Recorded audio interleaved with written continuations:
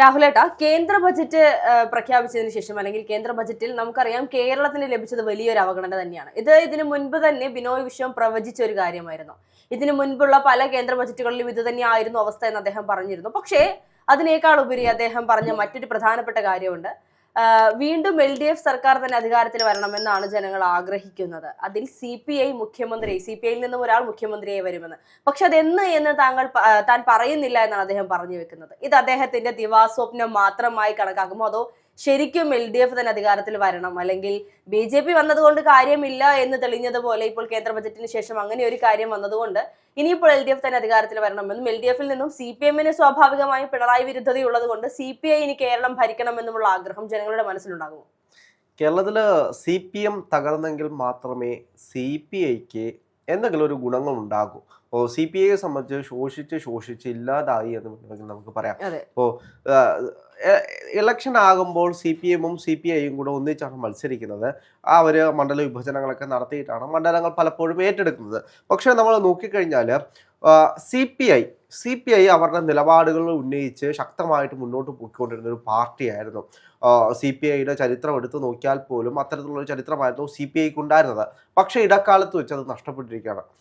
CPI എന്ന് പറയുന്നത് CPM എന്ത് പറയുന്നോ അത് കണ്ണു വളച്ച് വിശ്വസിക്കുന്ന ഒരു പാർട്ടിയായിട്ട്, അല്ലെങ്കിൽ വായടച്ച് മിണ്ടാതിരിക്കുന്ന ഒരു പാർട്ടിയായിട്ട് CPI മാറിയിട്ട് കുറച്ച് കാലങ്ങളായിട്ടുണ്ട്. പക്ഷേ CPI-യുടെ പ്രവർത്തകർ വലിയ രീതിയിലുള്ള ശക്തമായിട്ടുള്ള പ്രതിഷേധങ്ങൾ പല സമയങ്ങളും ഉന്നയിച്ചിട്ടുണ്ട്. നമുക്കറിയാം, PM ശ്രീ വിഷയവുമായി ബന്ധപ്പെട്ട് CPI-യെ ചതിച്ചു എന്ന് പറഞ്ഞുകൊണ്ടുള്ള വാർത്തകൾ സജീവമായിട്ടുണ്ടായിരുന്നു. അത് CPI-യോട് ആലോചിക്കാതാണ് PM ശ്രീ പദ്ധതിയിൽ ഒപ്പുവെച്ചത് എന്നുള്ള വാർത്തകൾ നമ്മൾ കണ്ടതാണ്. ഇപ്പോൾ ബിനോയ് വിശ്വം ഇപ്പോൾ കൊടുത്തുള്ള ഈ ഒരു ബൈറ്റ് എന്ന് പറയുന്നത്, മാധ്യമങ്ങൾ ബഡ്ജറ്റുമായി ബന്ധപ്പെട്ട് ചോദിക്കുന്ന സമയത്താണ് അദ്ദേഹം പറയുന്നത്, ബഡ്ജറ്റിന് കേരളത്തിൽ ഒന്നും ലഭിക്കുമെന്ന് തോന്നുന്നില്ല, അത് യാഥാർത്ഥ്യമായിട്ട് സംഭവിച്ചിട്ടുണ്ട്. കേരളത്തിലേക്ക് കേന്ദ്ര ബഡ്ജറ്റിൽ ഒന്നും തന്നെ നീക്കി വെച്ചിട്ടില്ല. ആകെയുള്ളത് കേരളത്തെ കുഴിച്ചെടുക്കാനുള്ള എഗ്രിമെന്റ് മാത്രം, പദ്ധതി മാത്രം രൂപപ്പെടുത്തിയിട്ടുണ്ട് എന്നുള്ളതാണ് നമുക്ക് അറിയാൻ കഴിയുന്നത്. അല്ല, ഈ കേന്ദ്ര ബജറ്റിൽ ഇങ്ങനെ ഒരു അവഗണന ഉണ്ടായിട്ടുണ്ടെങ്കിൽ അതിൽ ഈ പറയുന്ന നമ്മുടെ കേരളത്തിൽ നിന്നുള്ള MP-മാരുടെ കഴിവുകേടുണ്ട് എന്നുള്ളത് നമുക്ക് തള്ളിക്കളയാൻ സാധിക്കില്ലല്ലോ. തീർച്ചയായിട്ടും കേരളത്തിൽ അതിപ്പോൾ ഒരു പാർട്ടിയെന്നോ അല്ലെങ്കിൽ ഒരു മുന്നണിയെന്നോ അല്ല, അതിനപ്പുറത്തേക്ക് ആരൊക്കെ അവിടെ ഉണ്ടോ അവർക്ക് എല്ലാവർക്കും തന്നെ ഇത്തരത്തിൽ കേരളത്തെ മുന്നോട്ട് വെക്കാൻ സാധിച്ചില്ലെങ്കിൽ അത് അവരുടെ ഒരു കുറവ് തന്നെയല്ലേ? തീർച്ചയായിട്ടും കേരളത്തിൽ നിന്ന് ഇപ്പോൾ പ്രതിപക്ഷവും ഭരണപക്ഷവും തമ്മിൽ അത്തരത്തിലുള്ള വിഷയങ്ങൾ പലപ്പോഴും നിലനിൽക്കുന്ന ഒരു കാര്യമാണ്. അപ്പോൾ ഭരണപക്ഷത്തിലിരിക്കുന്ന ആളുകൾ ഏകപക്ഷീയമായി പല കാര്യങ്ങൾ, അല്ലെങ്കിൽ ഫണ്ടിന്റെ വിഹിതമാണെങ്കിൽ പോലും അങ്ങോട്ടും ഇങ്ങോട്ടും മാറ്റിവെക്കുന്നതാണ്. അപ്പം ബഡ്ജറ്റ് എന്ന് പറയുന്ന ആ സർക്കാരിൻ്റെതാണ്. എന്തൊക്കെ വികസന പദ്ധതികൾ തൻ്റെ സർക്കാരിൻ്റെ കാലത്ത് ഉണ്ടാകണം എന്നുള്ളതിൻ്റെ ഒരു ഏകദേശ രൂപമാണ് ബഡ്ജറ്റ് എന്ന് പറയുന്നത്. പക്ഷേ ഫണ്ട് വിഹിതമാണ് MP-മാർക്ക് കൊടുക്കുന്നത്. എല്ലാ MP-മാർക്കും ഇത്ര രൂപ ഫണ്ട് വീതം കൊടുക്കുന്നുണ്ട്. ആ ഫണ്ട് വകമാറ്റിയാണ് MP-മാർ ഓരോ പദ്ധതികൾ തൻ്റെ മണ്ഡലങ്ങളിൽ കൊണ്ടുവരുന്നത്, ചെറുതും വലുതുമായിട്ടുള്ള പദ്ധതികൾ.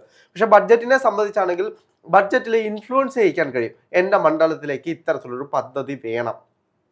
പിന്നെ കേരളത്തിലേക്ക് വരുമ്പോൾ കേരള സംസ്ഥാനം മൊത്തത്തിലായിട്ടാണ് പദ്ധതികൾ മാറ്റിവെക്കുന്നത്. ഇന്ത്യയിലെ 28 സംസ്ഥാനങ്ങളിലേക്കും ഓരോ പദ്ധതികളും മാറ്റിവെക്കുന്ന സമയത്ത് നമുക്കറിയാം, ഓരോ മണ്ഡലങ്ങളും ഒരു പദ്ധതി വീതമെങ്കിലും കൊടുക്കണമെന്നുണ്ട്. പക്ഷേ കേരളത്തിനെ സംബന്ധിച്ച് കേരളത്തിനെ കുറേ നാളുകളായിട്ട് അവഗണിക്കുന്നതാണ് നമുക്ക് കാണാൻ കഴിയുന്നത്.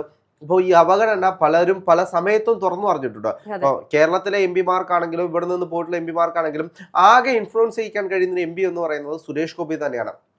സുരേഷ് ഗോപി പലതവണ പറഞ്ഞാണ് ഇവിടെ എയിംസ് വരും, ഞാൻ കേന്ദ്രമന്ത്രി ആയിരിക്കുന്ന സമയത്ത്, ഞാൻ കേരളത്തിന് MP ആയിരിക്കുന്ന സമയത്ത് കേരളത്തിൽ എയിംസ് കൊണ്ടുവന്നിരിക്കും. ഇവിടെ ഇടതുപക്ഷത്തിനും വലതുപക്ഷത്തിനും അല്ലെങ്കിൽ കോൺഗ്രസിനും CPM-നും ചെയ്യാൻ കഴിയാത്ത കാര്യങ്ങൾ ഇവിടെ ഞാൻ കൊണ്ടുവന്നിരിക്കും എന്ന് വെല്ലുവിളിച്ചൊരാളാണ് സുരേഷ് ഗോപി. അല്ല, ഇവിടെ നമുക്കറിയാം, ഇതിനു മുൻപ് പലപ്പോഴായി പിണറായി വിജയൻ പറഞ്ഞൊരു കാര്യമായിരുന്നു, കേന്ദ്രം നമ്മുടെ സംസ്ഥാനത്തെ അവഗണിക്കുന്നുണ്ട്, കേന്ദ്രം പലപ്പോഴായി നമുക്ക് തരേണ്ട പലതും തരുന്നില്ല എന്ന് പറഞ്ഞുകൊണ്ട് അദ്ദേഹം കൃത്യമായി ഉന്നയിച്ചിരുന്ന ഒരു സമയം ഉണ്ടായിരുന്നു. പക്ഷേ അന്നൊക്കെ തന്നെയും ഈ പറയുന്നത് പോലെ ഒരേ സമയം കേന്ദ്ര സർക്കാരിനെ വിമർശിക്കുകയും അതേസമയം ആരും അറിയാതെ കേന്ദ്ര സർക്കാരിനെ പൂജിക്കുകയും ചെയ്തിരുന്ന പിണറായി വിജയന്റെ നിലപാടുകൾ രണ്ട് രീതിയിലാണെന്ന് പറഞ്ഞുകൊണ്ട് നമ്മൾ അദ്ദേഹത്തെ വിമർശിച്ചിരുന്നു. പക്ഷെ ഇന്നിപ്പോൾ നമുക്കത് യാഥാർത്ഥ്യമാണ് എന്ന് തോന്നിക്കുന്ന നിലയിലേക്കല്ലേ കാര്യങ്ങൾ പോയിക്കൊണ്ടിരിക്കുന്നത്. അദ്ദേഹം പറഞ്ഞതുപോലെ തന്നെ അദ്ദേഹം കൃത്യമായി ഇതിനു മുൻപ് പലപ്പോഴായി പറഞ്ഞതുപോലെ, ഇപ്പോൾ നമ്മൾ ബിനോയ് വിശ്വത്തിന്റെ കാര്യം പറയുന്നത് പോലെ, പിണറായി വിജയൻ ഇതിനു മുൻപ് പറഞ്ഞിരുന്നു കേന്ദ്രം നമ്മളെ അവഗണിക്കും, കേന്ദ്രത്തിൽ നിന്നും നമുക്ക് ലഭിക്കേണ്ടത് ഒന്നും തന്നെ ലഭിക്കുന്നില്ല എന്നുള്ളത്.